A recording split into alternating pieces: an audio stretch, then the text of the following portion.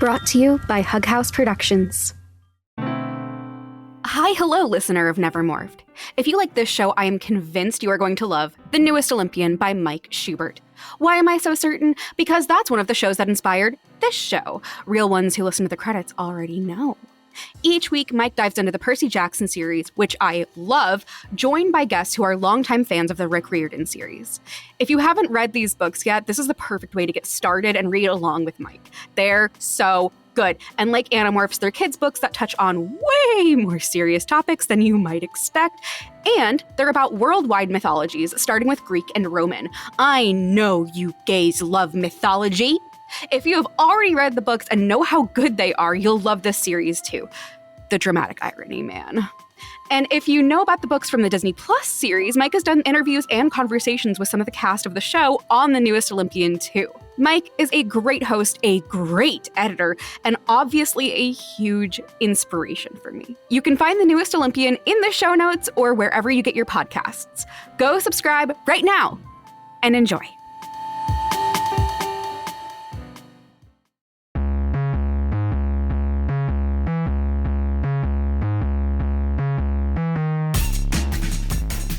Welcome back to another episode of Never Morphed, a series in which I read every Animorphs book for the first time. As always, this podcast is about books for kids, but this podcast is definitely, absolutely not for kids.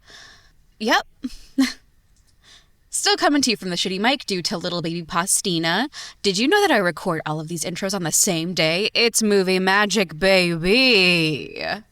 Let's get back to book 9 with guest Adam Bumas of Garbage Day, Wired, and the Exemplary podcast. Everyone knows that. The search for ulterior motives. Have you listened yet? Go listen! Well, okay. First, listen to this episode of Never Morphed. Woo! So this morph is just absolutely repulsive. It's so disgusting, and Cassie is horrified.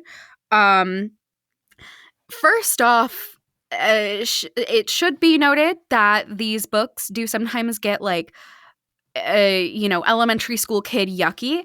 And there is a sort of, I don't know how to explain this. In my head, I was like, oh, termites are basically a disjointed human centipede.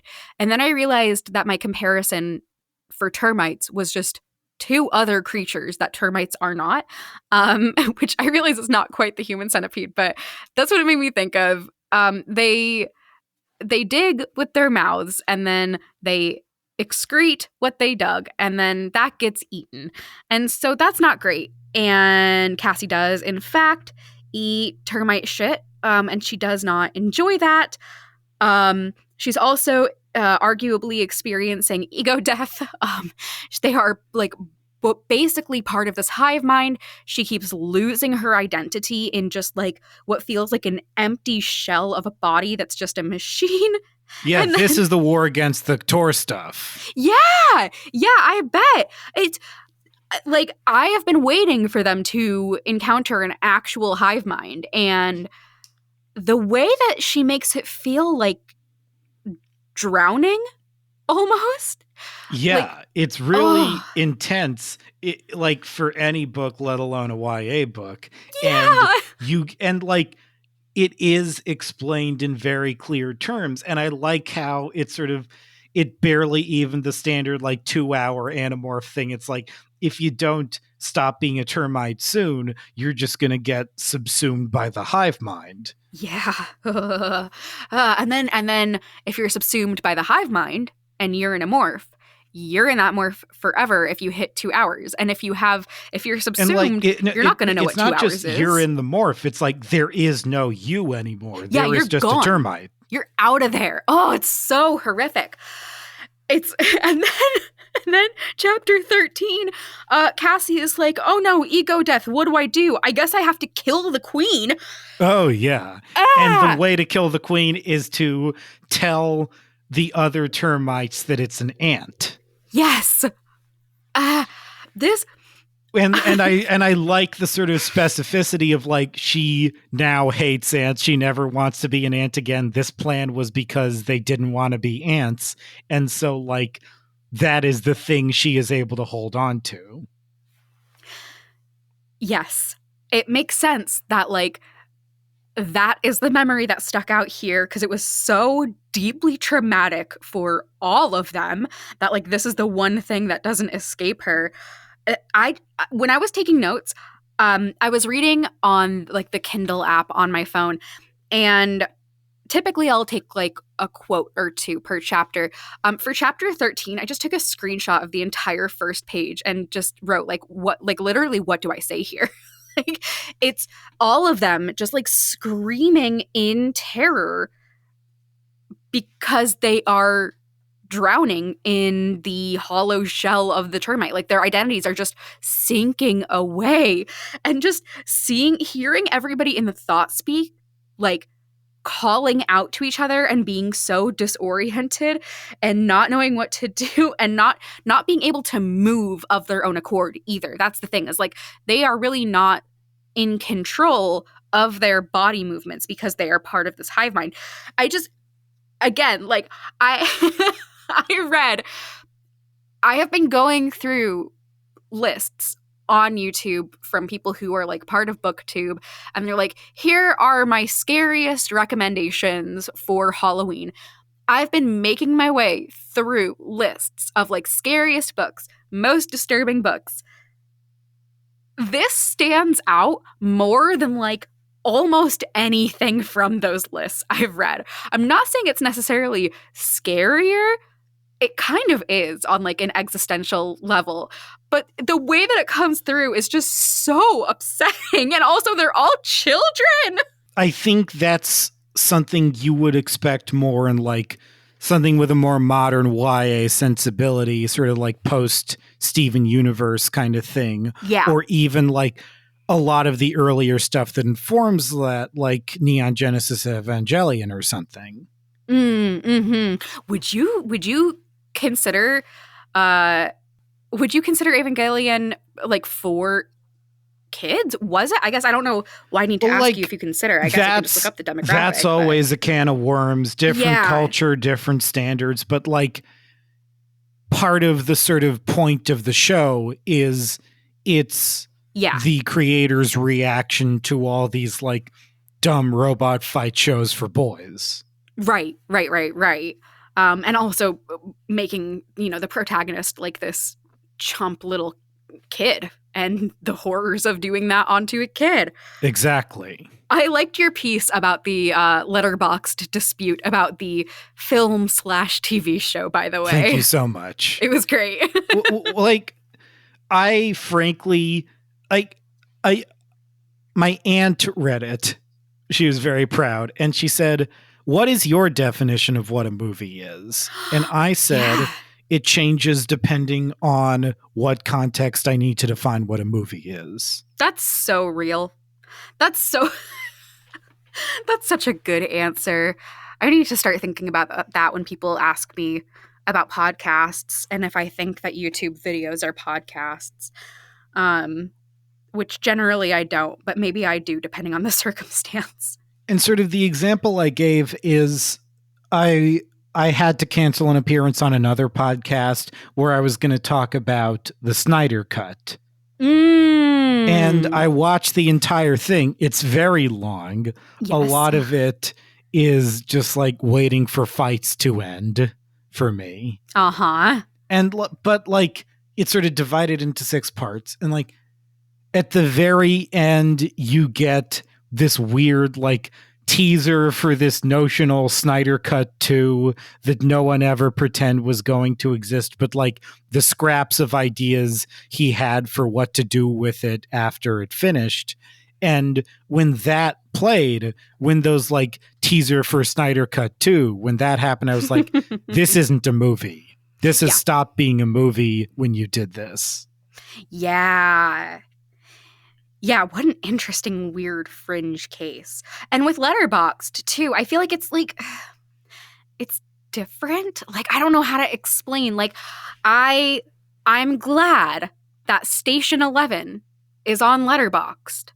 Like, that feels correct to me. Oh, yeah, I know what you mean. Right? Like, I think there's just a level of how to explain it. Like, it feels like it would be like an insult to not include that on Letterboxd, and I don't know if I can explain why, because I don't think it's just about like high art versus low art, which is its own whole discussion. It's something about like it's something about the communal aspect of it on Letterboxd for me, where I feel like the people who I want to talk about Station 11 with are the same people that I want to talk about a lot of film with. And I feel like a lot of people who are like TV people are not necessarily the people who I'm going to turn to who would be really interested in Station 11, unless they're really interested in like a limited series, full completed thing. You know what I mean? Is this? Oh yeah, I know exactly what you mean. It's more of a singular story because it's based on a book. Yeah. And the way you want to analyze it is in that sort of specific, all one monolithic perspective, whereas TV is much more like the episodes, the larger picture, that kind of thing. Yeah. Okay. Let's. We got to talk about this termite queen. Yeah, she sort of broadcasts the message to the rest of the hive mind.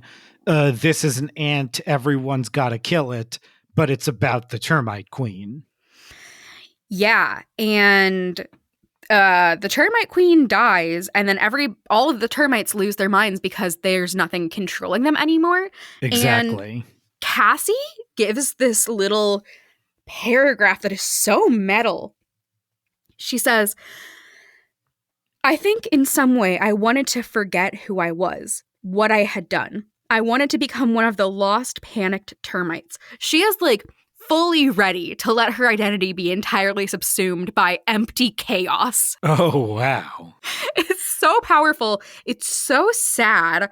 And also she fully, and I mean, I guess this makes sense, but she fully takes the blame for assassinating this queen. And it is so upsetting to her. She did it in a state of absolute panic, of hardly any like cognitive function happening because of just trying to exist with an identity being so taxing. It was all that she could think of.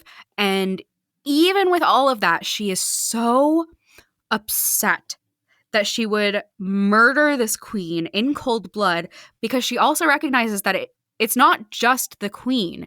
It's also the entire termite hive, because now they have nothing controlling them. They're going to die just like those little baby skunks without their mom. Yeah, and that's not something that she treats lightly for the rest of the book. And that's why I think this is such a good character thing for her, because it's taking this character who I assume is treated way less seriously when you're looking at her from the other perspectives and going like, so where does this end? Like, what happens if you like take this perspective to its logical conclusion? Yeah. She's, it's interesting. In the other books, she's taken seriously. She's just usually very quiet in the background. Which makes a lot of sense for her. She is a very inward-looking person. She contemplates a lot before she speaks. So having her perspective here is very refreshing. And yeah, she does not take this death lightly at all. In fact, as soon as she realizes what she's done and she is capable, she just starts yelling at everybody to demorph, which is they need to, because again, subsumed identity, especially with like empty chaos being what is controlling them. And I love the imagery of they demorph, but they're still like in this wood. So they just like explode out of a splintering log. They explode after like growing quite a bit and fully getting Junji Ito Amigara faulted for a while there. I can't believe we actually did that shit. And then what gets them out isn't even just them growing and exploding. It's that Axe, again, showed up and split the wood open so they could escape. Like, they might have been crushed in there. They might have broken bones trying to explode out of this wood. This is such a nightmare. Yeah, it's really impressive. That really made an impression. And then Cassie, as soon as she's demorphed, she is like pretty much full on having a panic attack. They have to pin her down. She is trying not to scream. This is a stealth mission.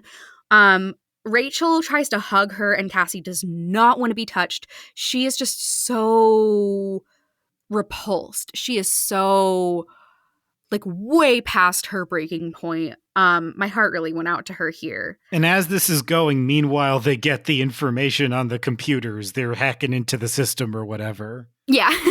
And I like how little emphasis there is on that, because like it's the whole reason they're doing the stealth mission, but obviously that's not the most interesting thing you can do with it. So it's just sort of going on in the background. Yeah, I think it's also really good like POV work. Because Cassie would also absolutely not be paying close attention to what they're doing right now. She is hardly there. So for her to be just kind of like in her head right now and to have us there with her in her head is both, I think, convenient writing for like not having to go into the sort of like cool hacker 90s stuff that these books can do sometimes, and instead just focus on this emotional moment with Cassie. These books on a technical level are written so well. Like the line-to-line writing, can be a little immature, cheesy for sure. But like structurally and thinking about things like POV and, what character is paying attention to what, they're so well done. Oh, yeah. And another element to this whole horror termite sequence is Jake is absent for basically the first time they do an Animorphs mission. They don't have Right. the guy who's always been the leader because he's off distracting them by being a tiger. Right. Yeah, when Jake left, I wrote in my notes, like, who's gonna watch over them now? Marco? No. Rachel? No. And then later on in the book, Marco is like, we already know Rachel and I are both crazy. And I was like, cool. So we all know that those two being in charge is like the worst possible option. Thank God Cassie stepped up and gave some instructions here. So Axe and Marco do their computer shit while Rachel comforts Cassie. They can hear Hork-Bajir humans in another room. And then we get like a ton of information about this logging company. So it's called Dapson Lumber Company. And apparently Dapson is like a bad word or some such, like a mean word in Yerkish, Axe notices. So that's classic Visser 3 shit. And they find out that they still have to get permission from a third person in a like commission of the national park to sign off on this logging company doing their deforestation. They've already had on this commission of 3 people, 1 vote for yes, which was probably a controller, 1 vote for no, and then they find that another person is going to be, and what's his name? Yeah, sort of going back to the spy thing. Now there's a VIP. Yes, like yes. to sort of like, have you played Hitman? No, but I've watched people play Hitman for sure. But yeah, he's the protection mission. Yeah. What is this dude's name? I feel like I wrote it down. You'll have to morph for once. this one, Agent 47. Farrand. His name is Farrand. Oh, right. There we go. Sorry. No, you're good. So they see that this last person, Farrand, is coming to give this third vote. So they know that they have to intercept that. But in the meantime, Axe does some like computer beep boop magic. The force field goes down and they get off scot-free, which is great. And they morph to leave. And even though it's a wolf morph, it's something that Cassie is super familiar with. She does not want to morph again at all. So hearkening back to that Marco moment where he's like, do you still feel weird or like creepy when you morph, even though you're so good at it? And she's like, well, yeah, definitely.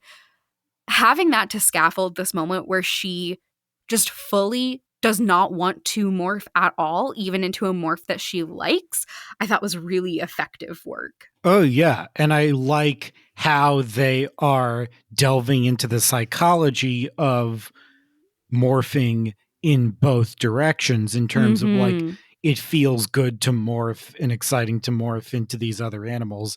And sometimes you will not be up to it at all. Yeah. Yeah. And hey, I just realized, linguistics person, this is the first book where there was a distinct change in how they talk about morphing. So in previous books, everybody would say, like, I'm morphing into a wolf. This one, everybody, including Visser 3, they started saying, I morph the wolf. This is a very weird change. It was very distracting to me that they kept phrasing it this way. And it was even more distracting when Visser 3 does it, because I was like, okay, this group of kids, they can do the sort of like microlect shortening, like shorthand of morphing into a wolf to morphing the wolf. But to have Visser 3 as like part of that little friend group shorthand made no sense. Do you feel like the weight of linguistic difference here, or is this just like me being super nitpicky? I haven't read the other books, and so I did notice how they said morph the animal, and I vaguely assumed that was standard for the series. For sure. It feels weird. It feels weird, and usually I'm a big fan of grammar breaking. But here, I don't know, something about it was so jarring to me. Maybe it was that there was a shift at all. So I'm very primed to look out for anything that changes. So Rachel and Cassie, now that they've escaped this logging HQ, they go back to Cassie's. They're supposed to be sleeping over at each other's places as like a little alibi. But Cassie's place is easier to break into, so they go over to hers to sleep for the night before Rachel can sneak out. And Cassie, I mean, this chapter is literally Cassie just has this like really existential crisis about ruining this entire colony, killing the queen in like essentially cold blood. And she feels like she is bad at being an animal lover, which is like her core identity for a lot of these books. And she just cries. And that's the chapter, is like she has a crisis and cries. It was so sad. Yeah, I also really like the note of saying that like Rachel helped me through it. She was there, and she isn't usually like nurturing. Yeah. God, I love Rachel. Rachel did not have a lot of shining moments in this book, other than that being, I think, one of the strongest ones. Just seeing her show up for Cassie, but also knowing that, like, these books let Rachel be a girly girl, like very high femme, into fashion, etc., while also not being maternal, not being motherly, not being very comforting, is such a huge relief, especially in this era. Like, the the way that women are just like instilled with this idea that they are future mothers, period, and like they have these innate abilities to be maternal is so harmful and so damaging. And seeing Rachel get to be exempt of that, except for like this is her friend and she's going to comfort her friend, very, very refreshing. Love seeing it. It ties into the next major chunk of the book, which is they got to find the baby skunks. Yeah. And as she's sleeping, Cassie has this dream, like that night, where she's looking around for her babies and she finds them and she's cuddling up to them and she's stressed out, and then she finds them and it's all sweet. It was really touching and moving. this thread of nurturing really does come through in the rest of the book. And in this chapter, in chapter 15, after she wakes up from this dream, she says to Rachel, you know, last night and all, it wasn't like I was having some kind of breakdown or anything. It's just, you know, it creeped me out. Cassie, as if, like, you fully had a breakdown and everybody witnessed it. I understand that vulnerability is scary, but like, we're a little far past that at this point. And Rachel is being super nonchalant about everything. Cassie is also being like forcibly nonchalant about everything. It's awkward. And then Rachel just like leaves. She's like, okay, anyway, bye. And Cassie, being home alone and probably not wanting to be alone with her thoughts, decides that yes, this is baby skunk time. So she goes and she gets a frozen grasshopper from the barn to use to like feed them because they're going to be hungry. And she starts heading out and she runs into Tobias. This conversation was really sweet, but also so funny to me.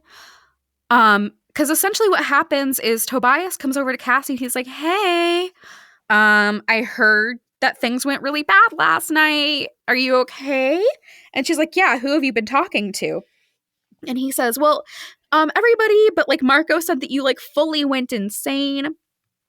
And I love this idea that they're all like, hey, Tobias, you're like very obviously the least emotionally stable of us all. Can you go help Cassie? We don't know how to deal with this. I don't think that was the immediate sense I got. I think I got the sense of like, they all know that Tobias just like cannot do certain things physically that the rest of the group can. So they're always catching him up on like the latest dirt. And in this case, it's Cassie freaked out. Yeah, that's very true. In my head, I was very much like, oh, they're all just coming to him to help. It makes a lot more sense that they would just be catching him up. Yep. I do think tagging in your friend who is perhaps more acquainted with what is going on here is also very funny. But yeah, and I think you're right, because I do think that Tobias would just hear this and think like, oh, I gotta go check on her. She does not sound well. He's a very good, very supportive friend. She wants to go look for these baby skunks. And he says, oh yeah, no, I know where they are. And she's like, oh, okay, cool. So are they alive? And Tobias says, yeah, four of them are alive. I fully Tobias does this thing sometimes where somebody will think that he's up to something and they won't really ask him directly, and he likewise won't answer directly. So here, Cassie hears Tobias say, some of them are still alive, and she immediately thinks, oh my God, he ate the baby skunks. And in my head, I was like, okay, so we're going to have a theme here where she's making assumptions and she actually wasn't right and he didn't eat that baby. Because, yeah, he never says full on that he ate that baby, but he ate that baby. Right? Like, he fully ate that skunk baby? I can see how in other books with different thematic concerns, even though this book is called The Secret, like, it would be more a thing about trust, about secrets, about understanding. But here, this is about nature. This is about, like, what life we do and don't value. And, yeah, he ate the baby skunk because, like, he's a hawk. What do you want from him? Yeah, I couldn't believe this. Like, the fact that it was a baby. And I know that, like, Scholastic was not looking these books over before they published them because Lord knows 90% of what they wrote would not make it to print if Scholastic really was caring. But this was another moment that was just so hardcore that I was shocked. I was waiting until the end of the book for Tobias to be like, oh, by the way, I didn't actually eat that baby. One got killed by another predator, or one died because it was the runt. Like, I really thought for the rest of this book that Tobias did not eat that baby, and he sure did. And I think that rules. I think that's just like the bravest, coolest choice that they could have made here. But yeah, then the next chunk, and like it's very well done, is like this is what gets them from this sort of harrowing middle section from there to the finale is the whole Animorph squad's latest mission is they got to take care of these baby skunks. Yes, I did not anticipate this either. This was so sweet. They they go to where the skunks are, and she morphs into the mom skunk, and she feeds them the frozen grasshopper. She falls asleep, which is very bad. She is so decompressed by being a skunk and getting into the skunk perspective, which is who's gonna bother you? You're a skunk. That she nearly gets past her limit and stays a skunk forever. Yeah, which is like, and like obviously the time limit is a very like pulp sci-fi kind of idea. Mm-hmm. So you can't really do anything too crazy with it. You have a time limit for anything exciting you do.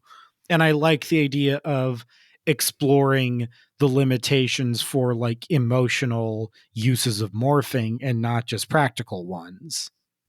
Ooh, say more about that.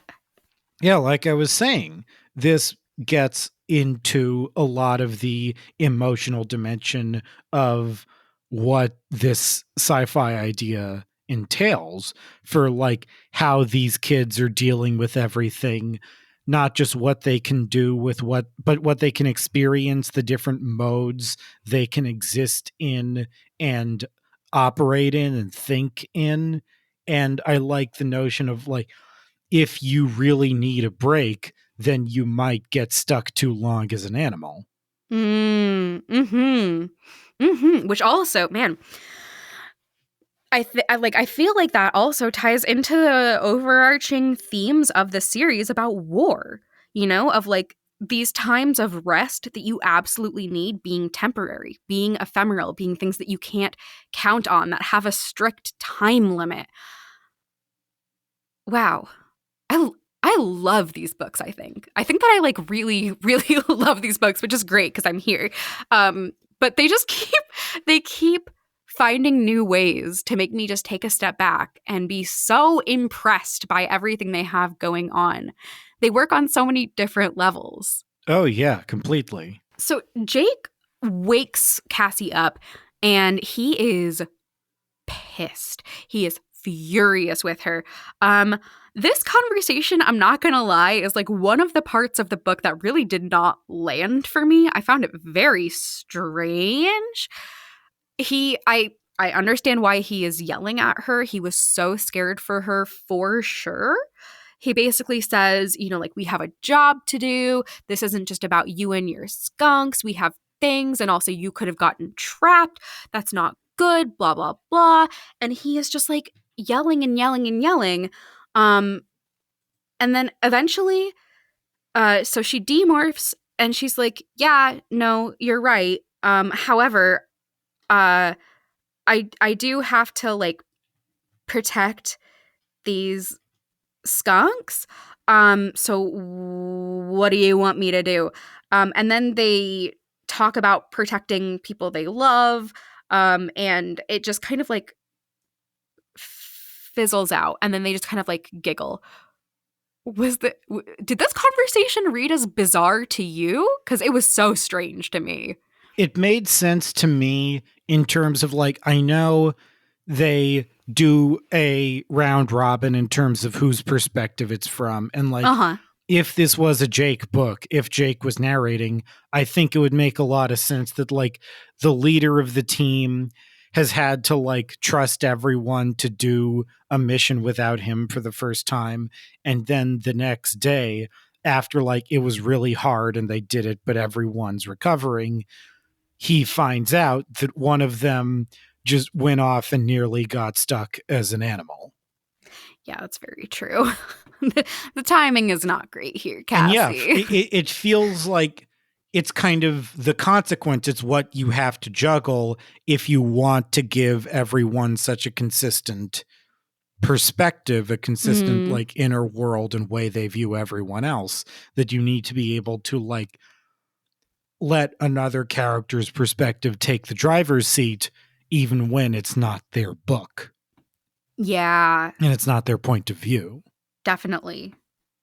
And thinking about it more from Jake's perspective, the fact that he wasn't there for them the day before, like, I wonder if he's having a little bit of like worried control issues here of like, if he's not in control and directing people, something terrible is going to happen. Yeah, I guess you're right. I think it ended a little fast for me, but I do definitely see where he is coming from there. And then, yeah, all the Animorphs are like, okay, we're going to protect these babies until the mom can recover enough to come get them. They can't take the babies anywhere because they'll imprint on humans, et cetera, et cetera. So they're all just like taking turns and taking shifts. Morphing into the mother skunk, which I think is a really fun idea. Yes, it's so lovely. And so it's like the book did not need to make time for this. And I'm so glad that it did. And I'm so glad that everybody teams up with Cassie. Marco, for like 30 seconds, did stop being my favorite. And it was because he was like, skunks are gross and they're stupid and they stink and I don't like them. And he was definitely just saying that to be contrarian. He didn't actually believe it, and then became very deeply supportive and like he loved these babies. There is a sort of one of those classic internet stories you see over and over. Some friends were sharing a recent example to me, is like a guy, for some reason, by some set of circumstances, gets a pet in his house and does not want a pet in his house, and then immediately becomes way more attached to the pet than anyone else in the house who brought it in there. And yeah, that felt like a really well-observed moment to have Marco do that, where he names them after the Ramones because they're rebels. Yes, of course he loves the Ramones. So they watch over these babies and things are going well. They're taking them on walks and stuff. It's so cute. You talk about like not needing to make time for it. Like, I think it's like I say, a good work of pacing, because it's the main thing they're concerned about between like the infiltration of the base and sort of doing it again in the big final confrontation when the VIP shows up. And it's a good way to like have things still proceed, have a goal they need to accomplish that isn't really sort of action oriented, and allows them to all bounce off each other and do Animorph stuff while not being as focused on the like central goal. And then of course it comes back in the climax. Yeah. And the cadence of this, the pacing of it series wise too, is so good. Because like I said, it's just after like huge revelation, craziest thing I've ever read. And so to have this like really reflective book that takes its time, we get these moments of them just like doing something good and sweet together and like making some little jokes while all these things are coming back, and we're gonna get tied back to it. Like, it was just, yeah, really, really good pacing.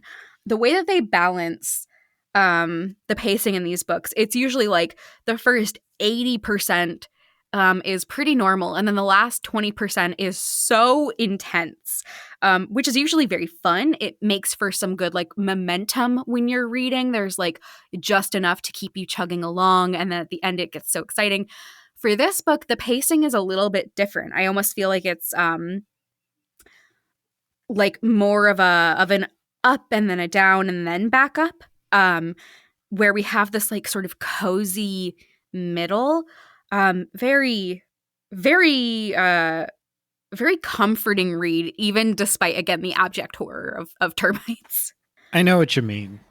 They're taking care of all of this. And then there's a dog, and it is by the babies, and Cassie sprays the dog. The dog was Homer, who is Jake's dog. Axe says one of the funniest lines in these books to date. He says, "I believe the smell is causing me to become deranged. I may have to run away in panic." And he's saying it calmly. That's so Axe. That's so funny. This "the smell is causing me to become deranged" is a phrase that is going to live in my brain forever. And of course, right as this happens, they also find out that Farrand is going to be here in like an hour. Yeah, it's a again, pacing. It's a smooth way to get the excitement back up in a more modulated way. Like, they've been chilling out, they've been looking after the skunk babies, and now here is a more serious problem, but not nearly as serious as like the central conflict of the book, which immediately becomes apparent and they have to deal with. Yeah, and in fact, like, they are laying out what they know and what they need to accomplish here, and they can already hear like diesel engines starting up, and they're like, what is happening? And the equipment for logging is they're already firing it up. They're already good to go. They're just starting without the approval. So they all piece it together like, oh, they were never gonna like actually wait for a vote. They were just gonna wait until Farrand is here and then kill him or yerk him forcibly. They're not even gonna wait to try to talk to him or see how he votes. Not even in question here. They're just gonna go for it. Which I don't know. I don't know why they ever thought that there would be waiting, but I get it. And the logging equipment is, of course, going straight for the babies. So there's this like time crunch on them. Everything is terrifying. And what it reminds me of is there are now 2 Avatar movies, which is, speaking of franchises, that's enough for a pattern. In every Avatar movie, there's that moment when like they're done communing with nature. They've like they've luxuriated, they've connected their hair USBs, and then the evil logging equipment shows up. Yes, exactly. It's exactly or that like kind of in moment. The new one, like the evil whalers show up. Yeah, I did not see that one because I was so scared. Oh yeah. If you don't like whales, you will not like the space whales. No, every time I would see the trailer for that movie, like in a movie theater on the big screen, I was like, why would they do this to me? Like, I'm just here. I'm here to see a horror movie. If you do sort of go on the Star Trek journey, Star Trek 4 is all about how Kirk and Spock and all their friends have to save the whales. No, I mean, good. That's good, but not for me. Yeah, Thank you for the heads up. So they all agree, like, they have to save the babies, and then they also have to patrol to hear when this car is going to arrive with Farrand, because there's only one road that they have cleared for people to drive to this logging station. So they all kind of split up, and then there's Cassie and Tobias, who are in their bird morphs patrolling the road. And Cassie and Tobias start talking about the baby that he ate again. And she asks him, like, why do you hunt if you don't have to? And as he's talking, he is kind of like explaining, like, this is how nature works. No creature has more of a right to exist than another. This is how I exist in this body. And while he's talking, Cassie is like looking through her osprey eyes and thinking about how she is so biologically geared to hunt. For her, it's fish. But she is noticing that, like, the way that she sees everything is because her eyes are built for hunting fish. And she's slowly coming around to this idea that predator animals and prey animals are both things that are worthy of existence, even if it's not the sort of like cute, cuddly, fuzzy, sweet version of animals and nature that she wants to think about. Yeah, it's advancing all the themes we've been talking about. And I like how this is the element we get to when we're about to like do final battle stuff, final confrontation stuff. Mm-hmm. Yeah, it feels really good to like hone this all down and hammer it in before we jump into this big conflict. And I like that it's on her mind during and after the conflict as well. We could have just like let this conversation sit here, but we get really good follow through with it. So in fact, a Jeep is sighted. There's 3 dudes in it. One of them is older. And Cassie says that if Farrand gets out of the car and he looks furious, then he's still a human, because any human would be just aghast that this is happening, again, on a national forest. And he does. He gets out. He looks furious. But then Visser 3 comes out of the logging station in his human form. Visser 3, in, again, peak clown fashion, walks up to Farrand and just slaps him in the face. Yeah, I like how little he cares. Yeah, he's over it. He is done with any sense of decorum in this book, which I don't know if he had like a huge sense of it before, but he is over it now. He is at the end of his rope with these kids. So then everything kind of goes wild, as always happens with combat in these books. Jake is in his tiger morph, but he is too far, so Cassie and Tobias have to jump in. Cassie is scraping Visser 3's scalp with her talons. Tobias gets another guy's eye. Cassie says that guy is going to have to wear an eye patch forever. And Rachel and Marco are messing with the logging equipment, and then Axe comes in to help them. So everybody kind of is like causing mayhem in their own little spheres. And then Cassie gets shot with a gun in the wing. She is fully shot. She falls to the ground.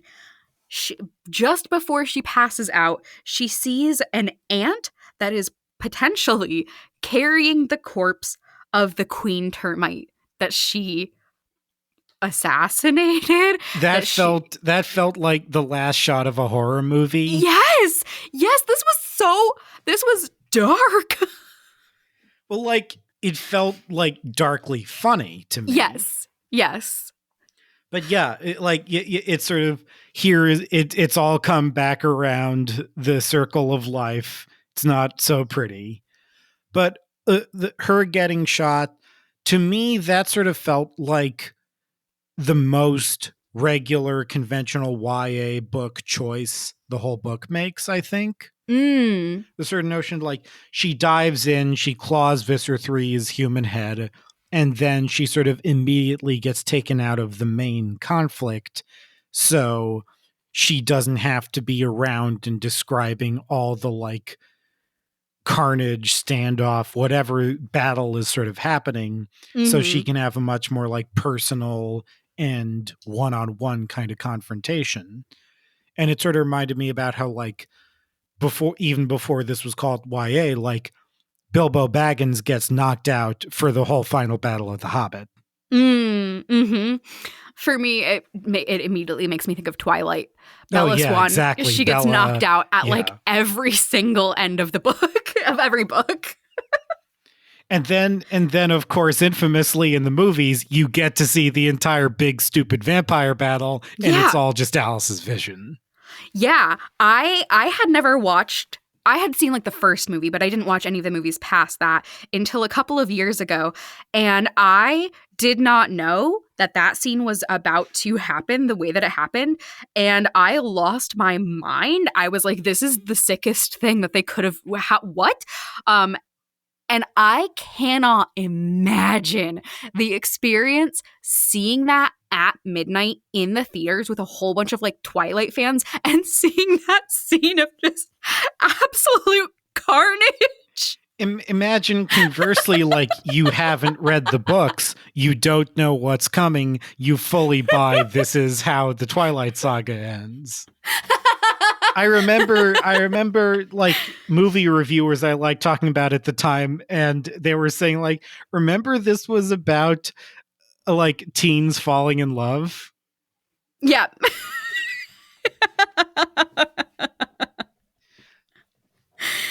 Yeah. Oh, Twilight. That's a whole other rabbit hole of like reemerged fandom that we could go down because I think it's so fascinating.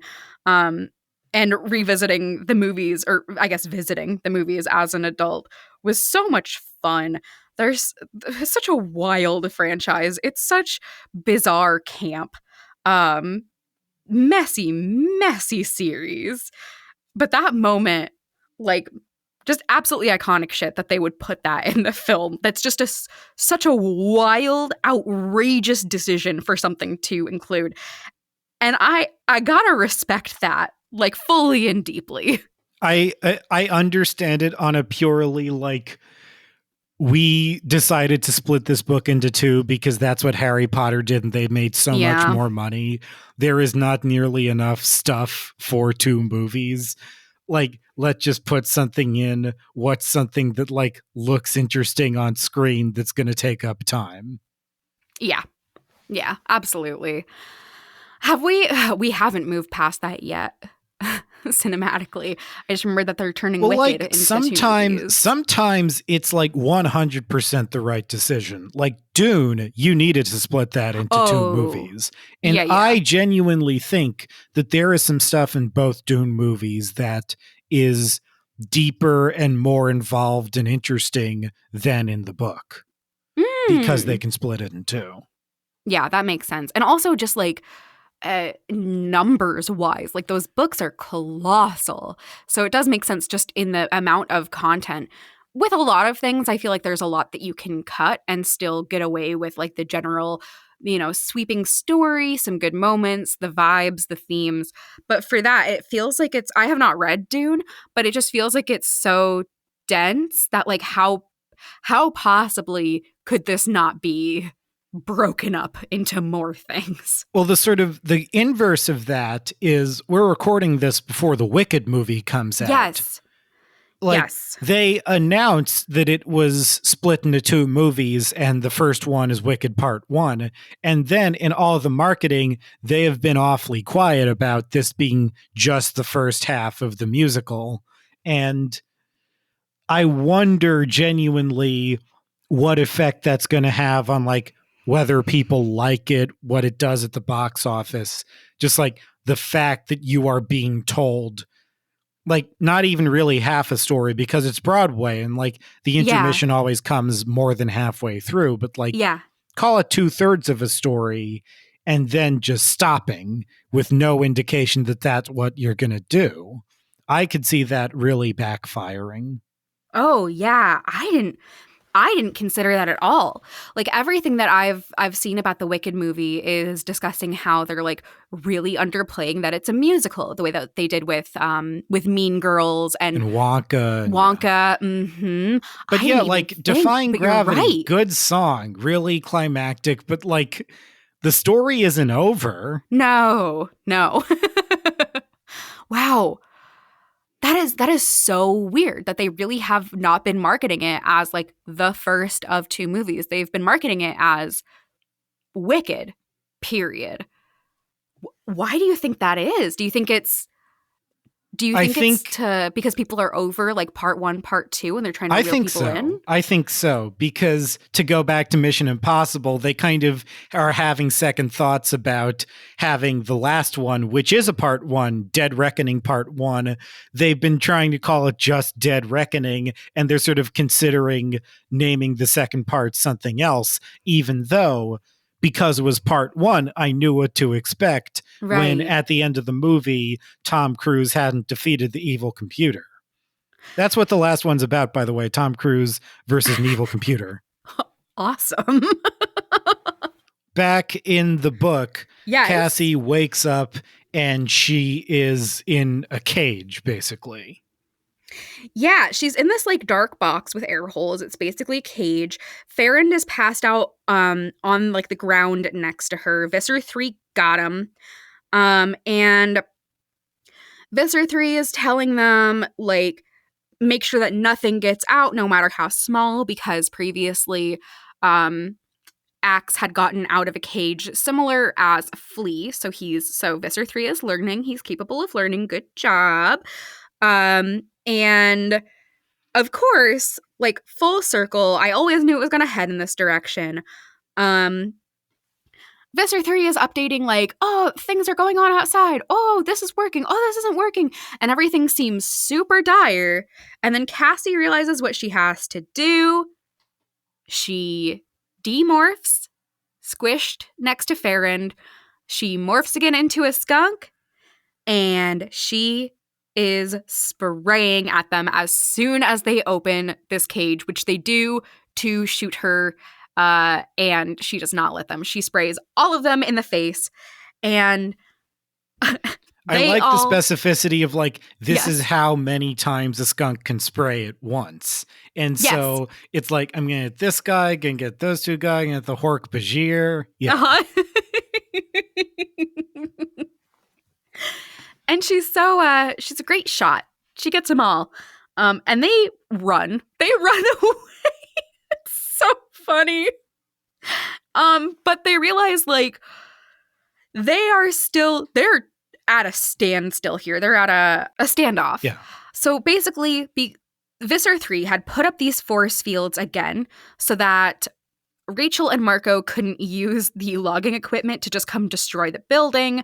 But that means that they have, like, half of them are inside the force field, or at least Cassie is. The rest of them are out. They have Farron, but then out there they have the logging equipment. And so essentially they send Axe to ThoughtSpeak negotiate. Axe bargains with, I will tell you how to get this stink off of you if you let these two out. And at one point during this conversation, Visser 3 says, "This has not been a good day for me. Would you really like to feel as bad as I do?" He is the funniest character ever written. I know about Visser 3 sort of culturally from remembering what I do of the books. And in this one, he is very much like a guy who you defeat by like making him trip and fall into a big cake at a party. Yes, that's exactly the vibe. I think, honestly, in all the books, that remains true. The difference is just that in the other books, he is better at bossing around his lackeys and making them scared, which is why they need to unionize. But he's so pathetic, like especially pathetic in this book. And it works. It works. The mama goes back to her babies with the skunks. Obviously, Farron votes no on this operation, so it's going to get shut down. And then we leave off with Tobias saying that he saw the people who were hit by the skunk, and especially Visser 3, swimming in a pool of juice.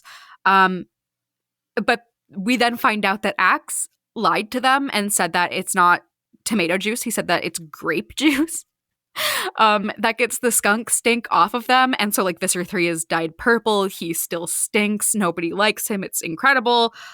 And then my very last note is literally, did he eat that baby? Yes, he did. Yeah, it's interesting how the two last things we learn for the sort of emotional narrative is one, like the guy fell into the cake and now he's covered in cake, as it were. And also, a member of the heroes, the main characters, ate a baby that we've been spending a lot of the book taking care of and respect as its own life form and use to defeat the bad guy. Yeah. Absolutely crazy way for a kid's book to go. And yeah, I'm impressed by how sort of adult of a conclusion it is. And these are like the tensions, the sort of philosophical quandaries that, like, if you're going to think about your life to this extent and what you do, you're going to have to come to terms with. Yeah. Let's talk about rankings of characters. Do you have a ranking of your favorite Animorphs? I don't really think about it like that, even now that I'm making they're making more of an impression on me. I would love to hear your rankings. Yeah. Especially through all these books. What I'm thinking of is, did you see The Iron Claw? I did not. Oh, wait. This is the... Whoa. This is the Von Erich one... Brothers movie. Yes, I did. The line I think of is, the rankings can always change. Yes. Exactly. What a phenomenally tragic film, and what a phenomenally tragic family that they had to leave out a whole brother because they were like, it was too similar. It's too much. Highly recommend the Vince McMahon series of Behind the Bastards. My husband and I listened to that series while refinishing our kitchen cabinets. Oh, wow. And it was really great to listen to as we were doing it. It was like just methodical enough that sometimes we would kind of like lose focus and then tune back in and just hear one of the most like horrific things possible. And largely it dealt with this poor, extremely tragic, very sad family. Good film. Good film that made some really weird choices that I also really respect. So my ranking has changed quite a bit since the last book. Namely, Jake lost some points and Cassie gained some. So starting from the bottom, I actually have Jake right now. I love Jake. I think he is wonderful. But he did yell at his girlfriend in this book. So. Oh, are they boyfriend and girlfriend? Not officially. Not officially, but like we know. I see. I'm counting it. I'm sure it develops. Yeah. And then we've got, after Jake, we've got Axe. I really did not like his first POV book. He's still on thin ice with me. Then we have Cassie. Cassie is usually last for me just because she hadn't really won me over, but she really, really won me over in this book. So she has climbed some ranks. Then we have Rachel, and then Tobias pretty close to the top. And then at the top, it's still Marco. My boy remains undefeated. Yeah, he gets a lot of good moments. Whenever he's doing something, I'm sure it's earning him points. Yeah, it's true. It's he almost lost some for making fun of skunks, but then he loved them and he just jumped right back up to the top. I think I just relate way too much to Marco for anybody else to sort of like occupy that space for me. I'm not typically somebody who like really connects on an emotional level to characters. I just approach media differently, just less like I don't have like the escapism gene, you know, like it just doesn't, it's never something that has really been prominent for me when I engage with media. I do find that happening a little bit here, and I do find myself more and more becoming like specifically emotionally attached to Marco. So I think it's going to be hard to shake him from the top ranking for me for quite some time. Oh yeah, I definitely see where you're coming from. And like in terms of how you consume media, I don't think about characters such that I could probably rank them. Are you ready for our next segment? Nowvermorphs. Sure. If you had to morph into something right now, what would it be? You are asking me this. We are recording. I'm a huge fan of the New York Mets. They're currently in the playoffs, and they have a lot of like stories, a lot of like figures and mascots, a lot of magic going on this season. Mm-hmm. And my mind immediately goes to in 1969 when the Mets won the World Series.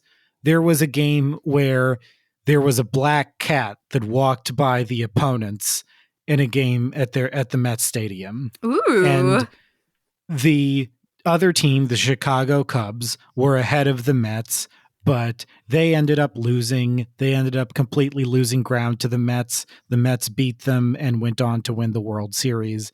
And the black cat was like part of the Chicago Cubs curse that lasted more than a century and got broken in 2016. And so I would want to be a black cat specifically at Citi Field to help the Mets right now. Amazing. That's such a good pick and very specific, and I appreciate that deeply. You say right now, I'm thinking about like what's going on in my life right now. What are my goals and dreams? Helping the Mets. Valiant. For me, it is beautiful October here in Syracuse. The leaves are changing. It's so gorgeous. And for the last like month, in our backyard, which we're very fortunate to have a big backyard that has 2 apple trees on it, there have been so many critters coming and eating the apples, and like it's for them. Like we are not mad about it. This is like wonderful. And there have been a mama deer and a baby who come and eat our apples in our backyard, and they're so pretty and they're so graceful. And I would want to morph into a deer right now. I know that I would get into the deer brain and be extremely scared of everything and very anxious, but what's new there? I think I'd be able to handle it. And I would just want to run through the forest with these beautiful autumn leaves. Oh my God, do deer see color? I don't actually know if deer see color, but I would do it regardless. So that is my current Nowvermorph. That is so sweet. Thank you. Thank you. I'm like, I love the winter. I love the snow. I love the dark. I love the cold. But I am so sad because some of our like recurring critters are already hibernating and I like miss them. It's so silly. And then our new and final segment here, FOREVERMORPHs. If you were going to be stuck in a morph forever, like Tobias, what would it be? And I'm just going to have you share yours. I am collecting data. I will choose my forever morph, informed by all previous guests, when I finish the series. So, what is your forever morph? And tell me why you think it would be a good choice. Well, like, first off, you, as I understand it, are kind of asking people to name their fursona. And this country has the Fifth Amendment for a reason. I genuinely did not think of it as a fursona, but that is 100% what I'm asking. That is, you are completely correct.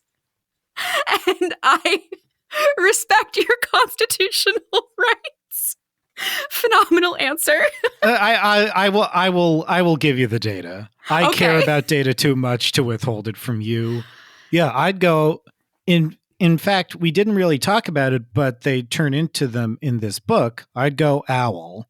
Oh, yeah, very good pull. Tell me more. How would you use owl power? I would do owl things. I wouldn't turn into an owl for goals I had personally. I'd turn into an owl because, like, they don't really have a lot of predators. Like, sometimes like really big birds of prey can go after them, but normally they just like chill. They do their thing. They enjoy forests. They're nocturnal. They are in barns if they're barn owls. They can fly, but unlike a lot of other birds, they mostly aren't too like territorial or worried with like elaborate mating habits or whatever. They're just doing their thing, being owls, eating little rodents and things.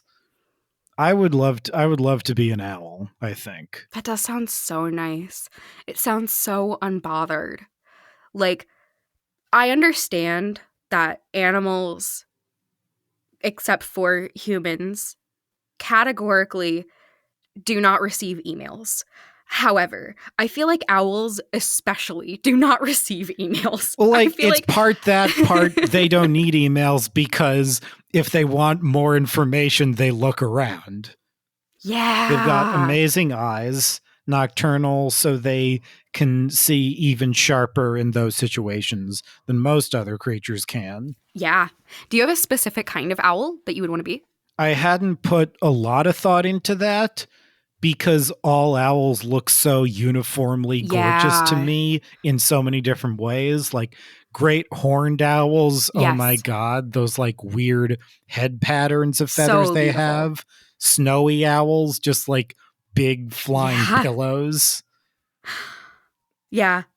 Good pick. Good pick. I love owls. They really are so beautiful. And yeah, for future versions of this, just understand what you're asking people here. You are so right. I did not consider the implications. And I am so glad you brought that up. I suppose it really was inevitable. And I did not even being like a friend to furry kind, I simply did not consider it. Simply did not. Oh, yeah. Like, if you want to write about the tech industry for a living, then you have to not just know furries personally, but respect them. Yes. Also, you should do that, period. Oh, yeah, absolutely. Thank you so much for joining me. This has been so much fun. So nice to talk to you over this pretty cozy philosophical book. Well, like, philosophical, sure. The first word that comes to my mind would not be cozy. That's fair. Right. The horrors. Right, I forgot about the horrors. Nevermorphed is hosted, edited, and produced by Will Williams. Our theme music is The Chase by Joey Hendricks. Our title is by Eddie Feely, and this podcast would not exist without Mike Schubert's podcast, Potterless and the Newest Olympian. You can find his works at shub.es, that's shub.es. Nevermorphed is a proud member of Hug House Productions. You can find more at hughouse.productions and follow us on Tumblr at Nevermorphed. Get morphin'! On March 27th, 2024, Elon Musk was deposed in a libel lawsuit filed by Ben Brody. Musk's lawyer, Alex Spiro, tried to retroactively mark the deposition as confidential, but it wasn't. Of course I can ask him, do you think you committed actual malice? Do you think you were reckless? Of course I can ask those questions. The deposition is a new Hug House podcast reenactment of the entire deposition, word by word, in full, taken very seriously. Things that he did wrong. But that's the point. That's not what you're allowed Until he really just can't anymore? Not what you're allowed to do in the deposition. You can't just get him talking.